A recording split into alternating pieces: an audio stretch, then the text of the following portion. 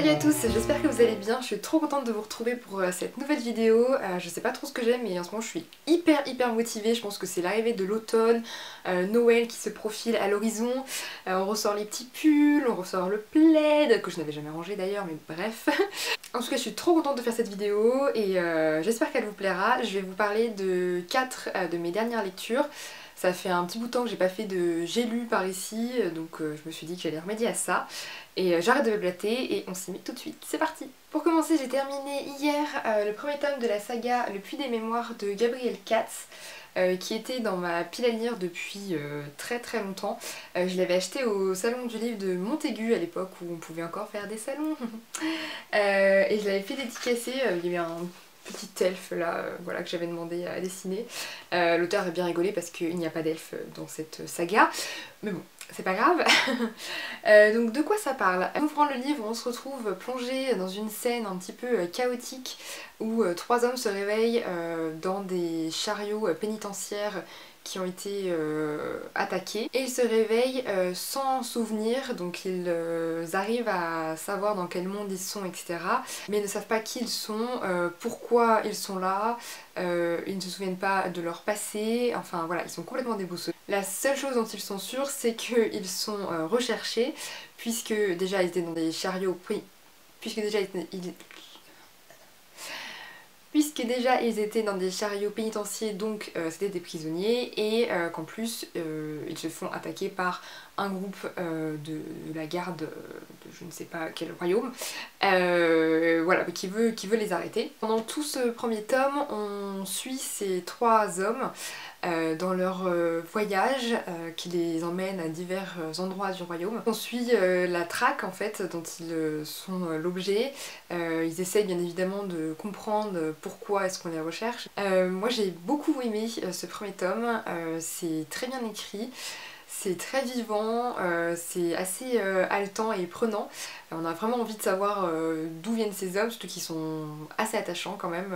Voilà, je trouve qu'ils ont chacun vraiment leur particularité. Et l'auteur arrive bien à nous les faire aimer les uns autant que les autres. L'aspect écriture et personnage, c'est validé. J'ai aussi énormément apprécié le monde dans lequel évoluent ces personnages. C'est quand même de l'imaginaire. Et je trouve que le monde était assez profond, plutôt bien creusé.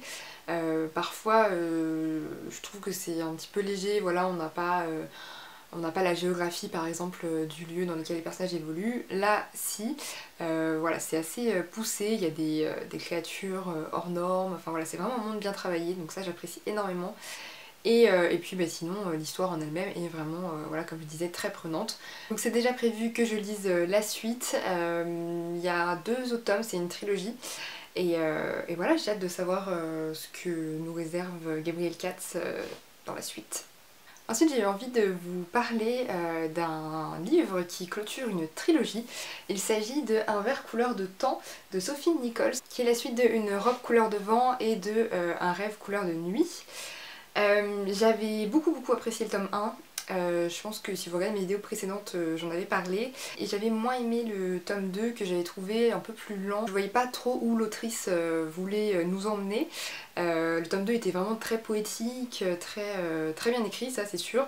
Mais j'avais eu des petites longueurs, donc j'avais moins apprécié, mais je me doutais bien qu'il allait y avoir un tome 3 puisque la fin du tome 2 laissait quand même beaucoup de portes ouvertes. Et je ne me suis pas trompée puisqu'il y a un tome 3. Et pour le coup j'ai vraiment adoré ce tome 3. Il est un petit peu plus court il me semble que les 2 précédents, mais il est vraiment magnifique. Donc il se passe à Venise. Et bah en fait je suis en train de me dire que je vais pas vous en dire plus parce que sinon ça va vous spoiler. Ah, je suis bête.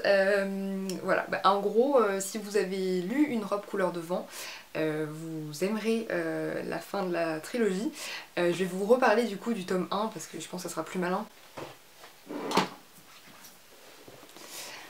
Donc le tome 1 c'est celui-ci et effectivement il est un petit peu plus gros que le tome 3. Dans ce tome 1 en fait on découvre Fabia et sa fille Ella qui viennent de s'installer dans la ville de York en Angleterre. Fabia ouvre un magasin de vêtements vintage et en fait elle a le don de créer le vêtement parfait pour sa cliente. Et donc il y a toute une intrigue sur leur intégration dans ce village quand même assez fermé. surtout que voilà, elles ont des accents un peu chantants, enfin c'est assez compliqué pour elles voilà, de s'intégrer. Il y a beaucoup de jalousie aussi de la part de certaines, enfin bref, il y a tout un microcosme. Et il y a aussi beaucoup de mystères autour de Fabia, puisque on ne sait pas vraiment qui est le père d'Ella. Enfin, voilà, c'est hyper... comment dire, j'ai l'impression de vous le vendre hyper mal, mais en fait c'est un livre plein de mystères, plein de charme, très doux, et on s'attache énormément à Fabia et à Ella. Donc c'est pour ça que j'étais vraiment très très contente de les retrouver encore une fois dans le tome 3, et que j'étais assez triste finalement de les laisser partir pour toujours. Mais bon, je trouve que ce livre conclut très très bien la saga. Donc j'arrête de vous en parler pendant 600 ans et je vous conseille juste voilà, de commencer, si vous n'avez pas encore commencé cette saga, par une robe couleur de vent, puisque c'est le tome 1, merci Léa. En gros, je vous conseille cette saga, voilà, bref. Le troisième livre dont je voulais vous parler, c'est Je suis ton soleil de Marie Pavlenko, publié chez Flammarion. Alors ce livre, comme vous pouvez le voir, a beaucoup vécu, hein. À la base il était très propre et très beau, et ensuite je l'ai emmené en vacances, et du coup il a de la crème solaire, il a des taches de glace, voilà, bref, il a vécu, hein. Et je suis très contente de l'avoir lu parce que j'en ai beaucoup entendu parler, surtout que j'ai fait un stage chez Flammarion Jeunesse. Donc voilà, j'étais un petit peu obligée de le lire. J'ai énormément aimé Un si petit oiseau, qui est juste ici, que vous voyez à chaque fois que je tourne une vidéo. J'ai aussi beaucoup aimé Et le désert disparaîtra, donc voilà, il me manquait plus que celui-ci. Déjà je vais vous parler un petit peu de l'histoire pour ceux qui ne connaîtraient pas. Donc ensuite Déborah qui entre en année de terminale. Et sa vie est un petit peu compliquée. Déjà il y a sa vie à elle à gérer, avec tous les déboires qu'on peut connaître en terminale, entre le bac et les amours contrariés et les amis, enfin bref, vous-même vous savez, hein. Et sa mère pose un petit peu problème. Elle se met à découper des magazines frénétiquement, enfin voilà, on sent qu'il y a un souci avec sa mère. Et elle voit son père bras dessus bras dessous avec une jolie femme aux cheveux bouclés. Donc voilà, elle se demande un petit peu ce qui se passe dans sa famille, et il va lui falloir beaucoup de soutien de la part de ses amis, et aussi beaucoup de courage pour traverser cette année de terminale. Mon avis maintenant, c'est hyper délicat à dire parce qu'en fait c'est le livre de Marie Pavlenko que j'ai le moins apprécié. Je dis pas que je l'ai pas aimé parce que c'est pas le cas, hein, je l'ai beaucoup aimé. Mais par rapport à Un si petit oiseau, en fait je pense qu'on m'avait tellement vendu un si grand soleil. Non, c'est pas Un si grand soleil. Non, Je suis ton soleil, que j'ai été un petit peu déçue. Mais vous savez, c'est toujours comme ça quand on vous vend un livre comme si c'était la troisième merveille du monde. On a toujours plus de chances d'être déçu que si on s'attend à rien, et je pense que c'est vraiment ce qui m'est arrivé en fait. C'est pas grave, l'écriture est toujours au top. C'est toujours drôle et piquant et très vif, et c'est du grand Marie Pavlenko, et voilà, évidemment c'est un livre magnifique que je vous conseille à 1000%. Mais je crois en fait que ce qui m'a dérangé, c'est le personnage de Déborah, ce qui est un peu embêtant vu que c'est le personnage principal, qui au début du livre était vraiment exaspérante. Je la trouvais pleurnicheuse et pas agréable en fait, vraiment elle m'agaçait profondément. Et au final, au fur et à mesure que l'histoire avançait, j'ai trouvé qu'elle se prenait en main, et qu'elle était beaucoup plus sûre d'elle, et du coup agréable à suivre, hein. Voilà, il y a eu une vraie évolution, donc ça c'est vraiment à saluer, parce que je trouve que faire évoluer un personnage dans un livre c'est jamais évident. Mais ouais, je pense que le point noir c'était Déborah en fait, voilà. Ne me tapez pas dans les commentaires s'il vous plaît, parce qu'à la fin je l'ai mis bien et j'étais très triste de fermer le livre, donc bah, j'ai une relation compliquée avec Déborah, mais ça s'est bien fini, donc tout va bien. Et le dernier livre dont je voulais vous parler, c'est le premier tome de la saga des Casalets, qui s'appelle Été anglais, et qui a été écrit par Elizabeth Jane Howard. Ce livre je vous en avais déjà parlé, je crois dans un book haul ou je sais plus trop où. Et j'ai mis beaucoup de temps à le lire, alors que je l'ai acheté sur un coup de tête, rien qu'en voyant la couverture qui est quand même, je tiens à le dire, sublime.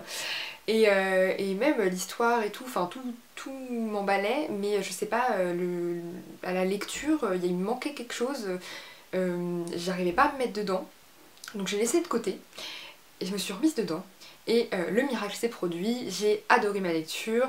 J'ai très hâte de lire le tome 2 qui sort le 8 octobre si je ne me trompe pas, mais j'en suis sûre à 99%.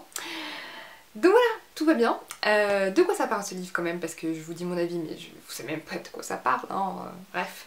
Donc si vous aimez Downton Abbey, clairement ce livre est fait pour vous, mais en même temps il faut essayer de se détacher de Downton Abbey, sinon je pense qu'on est assez vite déçu, parce que bien qu'il y ait beaucoup de similitudes, ce n'est pas Downton Abbey. Voilà, il faut bien le garder en tête, hein. Downton Abbey c'est fini, ils nous ont fait un film en rab, c'était merveilleux, mais voilà, la série est terminée, donc pleurons tous et tant pis. Bref. Donc ce livre, de quoi ça parle? On est sur la période avant Seconde Guerre mondiale. On suit le quotidien d'une famille de bourgeois ou nobles, je pense que c'est plutôt bourgeois, anglais et de leurs domestiques. Mais ensuite ça diffère beaucoup, rien que dans les intrigues, puisqu'il y a déjà beaucoup plus de personnages. Il y a d'ailleurs un arbre généalogique qui est extrêmement utile, parce que pour se souvenir de tous les prénoms, de qui est qui, et de qui est la cousine de machin, de bidule, c'est très utile. Moi finalement j'ai beaucoup apprécié parce qu'il y a un ton assez libre, assez mordant, que les personnages sont tous très attachants et on aime un peu en les suivre, c'est comme si on suivait un peu les petits ragots de chaque famille. Et on voit aussi comment la hiérarchie dans la famille se met en place, les intérêts de chacun, les conflits, etc. Ouais, non, c'est hyper sympa à lire, c'est parfait pour l'automne, vraiment là si vous avez un livre de l'automne à lire, c'est celui-ci. Bref, tout ça pour dire que j'ai beaucoup apprécié ce tome 1, ça partait assez mal mais comme quoi parfois juste laisser de côté une lecture et la reprendre après, ça fonctionne. Donc voilà, n'hésitez pas à le lire parce que franchement il est très cool, surtout si vous aimez l'Angleterre et le XXe siècle. Voilà, c'est parfait. Et voilà, cette vidéo est terminée, j'espère qu'elle vous aura plu. J'espère aussi que j'ai pu vous donner des idées lecture. N'hésitez pas à me dire en commentaire ce que vous avez lu ces derniers temps.